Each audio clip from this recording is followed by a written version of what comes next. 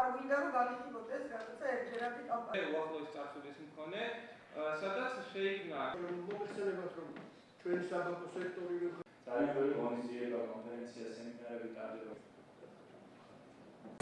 ძალიან ისეთი ღრმა პროექტია, ძალიან საინტერესო.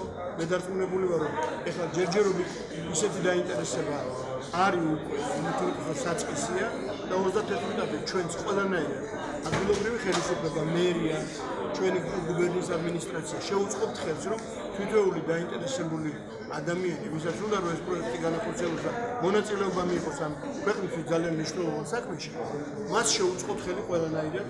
შეხვედრა დღევანდელი იყო ნამდვილად ნაყოფიერები რუსთავში.